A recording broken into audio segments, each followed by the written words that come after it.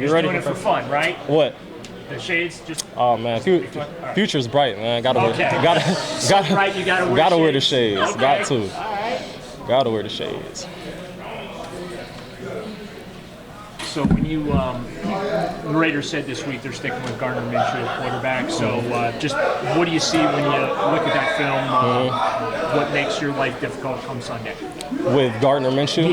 Yeah, he's a good quarterback. He's going to get his playmakers the ball, going to spread the field, go spread the ball around, and we just got to be there to execute. How about Devontae Adams? Obviously, he's still one of the best receivers in this league. The challenges that he presents, obviously, I know you embrace that, but just what does he kind of bring to the table? Yeah, like you say, one of the best receivers in the league. Just his route running ability. Just a great player. Get the ball in his hands, able to make a play. He's one of those guys they're going to target a lot, I'm sure. And like I said, we ready to take on that challenge and looking forward to it. You guys got a 3-week road stretch coming up here. How important is it for you in this stretch to really kind of just collectively as a team, get this thing on the tracks? Yeah, it's huge for us. So we're going to be on the road. It's just going to be us out there. So that's the biggest thing. We just got to focus on each other, focus on what we got to do to get better, and find a way to get a win on the road. Brock Bowers has gotten off to a really hot start in his NFL debut. What have you seen from him? Physical tight end, good player, good run after catch, and they got a lot of threats over there, whether it's receivers, tight ends. So we're all going to have pretty good matchups across the board. What do you think MJ can learn from the Giants game? As a young player, and having a tough day dealing with a guy like Nate, just. What do you think he will learn from that? Yeah, I mean, this is the National Football League. Guys are going to make plays, and those guys on the other side, they get paid just like we do on our side of the ball. So plays are going to get made at times, but just about finding a way to put in a pass and find a way to respond and make the next play. So can't get too hung up off of a player so being made on you. You just got to find a way to get a win and execute. You guys talk so much about turning the page, week to week, in the moment sometimes, but first half last week, not so great, but second half you guys responded, pitched a shutout, able to kind of keep up the scoreboard. How are you guys able to kind of use that and build momentum from how you guys played in the second half going into week 4? Yeah, I mean, it's just about seeing what we got to get better at, eliminating penalties and just not beating ourselves really, and putting ourselves in better positions. So we got to do better playing complementary football, just across the board, defense, special teams, and offense, and just putting each other in great positions. You talk about playing complementary football. Obviously, offensively, they're not off to the type of start that they'd like to be. But does that add a little bit for you guys on your side of the ball from a pressure standpoint, or when a team's driving? Is that something you guys are thinking about? That hey, our margin of error is a little slimmer, and we've just got to make sure we give the offense as many opportunities as we can. I mean, that's our goal, to give the offense as many opportunities as we can, and just executing our job, trying to make their job easier as best as we can. And for that, we got to be locked in and keyed in on our assignments and everything, and just put them in the best position that we can. But we're all in this together, so we work together, whether they're struggling or we're struggling. We just try to help each other out and do the best we can to help each other out and get a win. Denzel, I apologize you asked this. How did the shoulder hold up, do you feel like, against New York? Yeah, I was great. I felt good out there, man. I felt good. I was great. It wasn't a problem. Was it one of those things you once you got that first, kind of got that first hit in, you're like, okay, let's roll? Yeah, I wasn't really concerned about it. Like I said, I could have played more even the game before that, but I was just getting taken care of really. But I felt good though. It's like watching Miles fight through what he's fighting through. He told us after the game, it's not just his feet. It's leading to some other stuff. Yeah. But just obviously he's important to you guys. He's such a cornerstone. But just what's it like watching him? Fans are chanting his name as he's being helped off the field. And just that whole situation, how tough is it? Yeah, it's tough. But like Miles is huge for. He's a cornerstone of our defense and of our team. So obviously having him out there is much needed for us.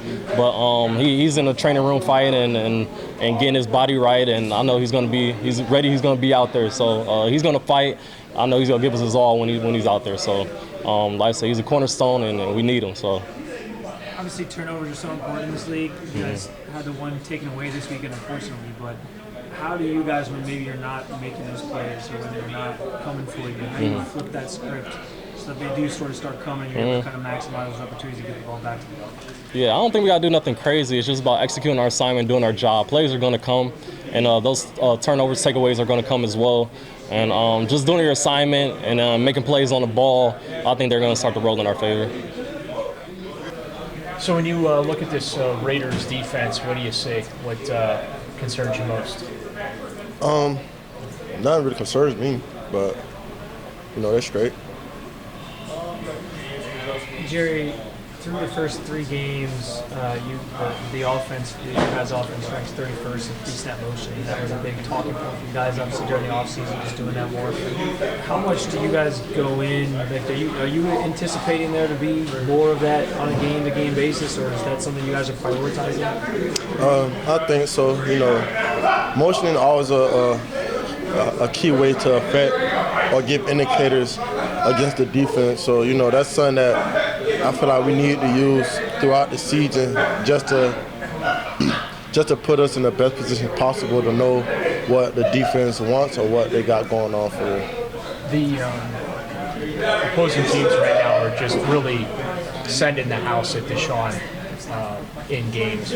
What can you guys do as receivers to help him get rid of the ball even faster than that pressure's getting to him?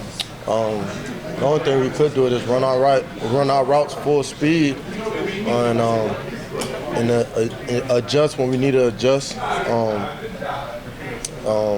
Just if you're a hot guy, just run our right full speed and that's it. Really, that's all we could do for real. How have you seen Deshaun respond? Just with all the adversity, all the hits, not playing the way he wants to play right now. How have you seen him respond? Deshaun, a tough dude. He's just gonna keep grinding and keep working. Hopefully, week in, week out, he become the best version of himself, and just keep grinding. That's all he can do. Going back to the motion for a second, why do you think it maybe hasn't been as prominent as you maybe were anticipating through the first couple of weeks of the season? To be honest, I'm not sure, to be honest. I can't really answer that. I mean, we motion, we get our indicators, we line up, and we do what we're supposed to do. I don't know how to answer that. I ain't gonna lie. You're on the field. Just what do you think is missing or just a little bit off that if you guys are able to make that correction that things are going to get on track? I think the biggest thing, when we all just get on the same page at the same time, I think that's when we're more dangerous. A lot of our plays was just off one person making a mistake will ruin the whole play as an offensive guy. So we need all 11 players on the same page. So that's the biggest thing. Once we all on the same page at the same time, I feel like we're gonna be real dangerous as a unit. One of the positives from Sunday was that Amari obviously had a good game after a couple of rough weeks to start the season. What was it like for you guys to kind of witness him, to put on a show, having the game that he had, and kind of getting back into rhythm? Wasn't surprised at all. What I said last week. But I guess just how much did you guys also kind of enjoy that along with him, seeing him kind of get going? I always enjoy watching Coop play. I'm pretty sure everybody in the building knows the type of player Coop is and enjoy watching and seeing what he do.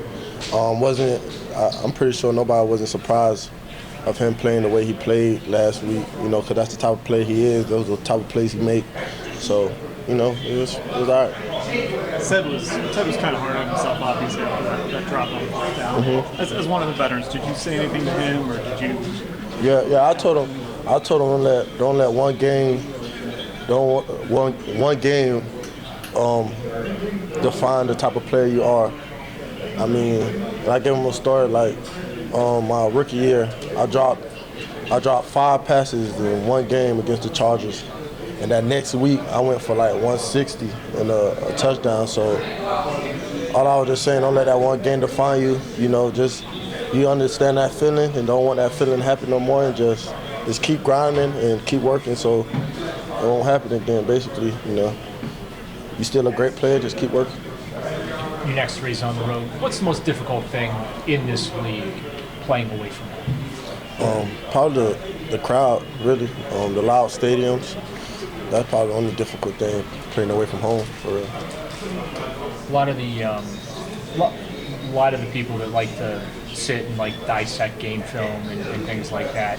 I realize it's easy to pause the film and say, hey, the ball should have gone here because he was open, or there. So just as a player, okay, can you just explain why that is just, it just doesn't add up as far as like, First of all, as a player, as a fan, you could pause the film and say, oh, the ball should have been there.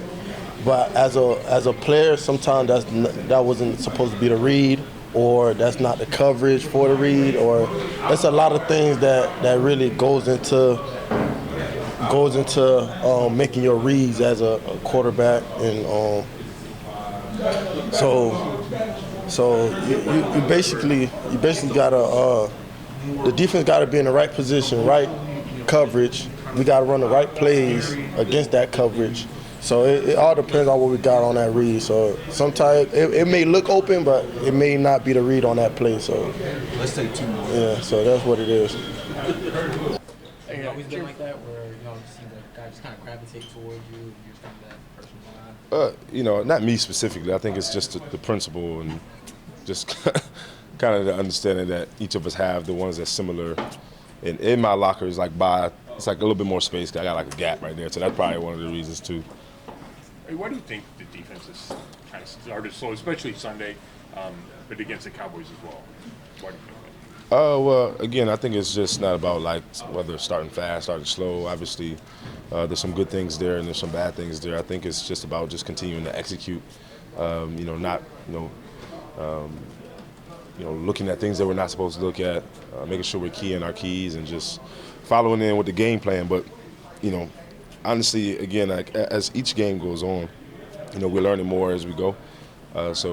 We see the progression and just understanding fighting back, whether it's, some of the roads or some of the hills that we hit. Obviously there in the second half was a little bit better than the first half. Same thing with the game before. So we're just trying to, find ways to improve it each and every game.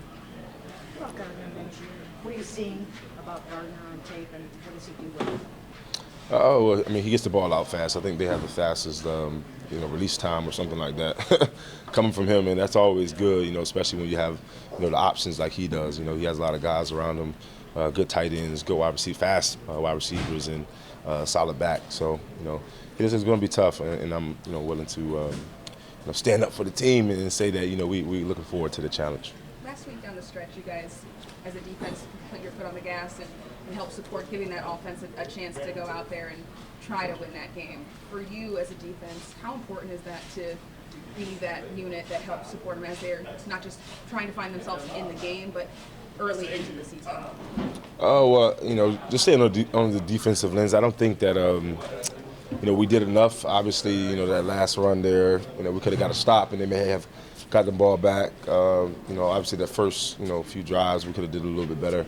Not stopping them scoring in the first half. Again, keying our keys, just following through with the game plan, and obviously we didn't do that to the highest of our potential. So that's kind of like where my mind is at. Just how can we as a defense continue to do our part, our 1-11, to lead ultimately to a win. So. You talked about the skill position guys for them. One of those is obviously there's the rookie tight end Brock Bowers. You guys missed Devin Ingram week 2, but this is probably one of the more athletic tight ends you guys are going to face or have faced at this point. Just what types of challenges does he present even as a rookie player already in his career? Yeah, truly. He's a fast tight end, first and foremost. I think we ran like 4.5 or something like that. That's 40, but he's a fast tight end. He's physical, blocks well, he runs routes well. I think just about everything. He's an all-around tight end, and we're looking forward to the challenge. I know our safeties are, linebackers are, and D-ends are in case they want to chip. But yeah, we're looking forward to it. We're looking forward to it. How important has Jordan Hicks been to this defense to start the season? Very important. Obviously he's a veteran. He's been around the game for a long time. Able to communicate well, understands the personalities that's in the locker room, but also understands the personnel as we go. He's been around the game for a while, so now, some of the coaches that we may be facing, some of the players that may have, been there for a while, He obviously may have played them a couple of times and, you know, coached against a certain or played against a certain scheme. So, you know, he's been a very big impact for us. How much of a hit would it be not to have him out there Sunday? I mean, it would be a big hit, obviously. I think that, again, he's the type of player that is an anchor for us. But obviously this is an NFL. You know, it has to be a next man up mentality. And he's actually preparing the next man up, if that may be. Obviously, I think it's a day-by-day process for him. But we'll see what happens. You mentioned one of your locker guys, Miles. How have you seen him kind of handle these feet injuries, and now it's an Achilles and thigh, all the stuff he's dealing with, and then trying to continue to play through? You know, I mean, we talked about it. I think the first step to healing is obviously your attitude, your intention, and really your spirit, and, you know, and the things that you do that can uplift your spirit. So from a spiritual side, I think that he's doing well. He's making sure that, you know, he doesn't get down on himself and staying positive and just fighting through some of those injuries as well. So yeah, I mean, I probably let Miles more talk on some of the things that he's doing to make sure that he stays up on his health. But I think he's doing well. Do you need only to look to last year's game against the Colts to remember just how scrappy Gardner Minshew is and just what a fighter he is?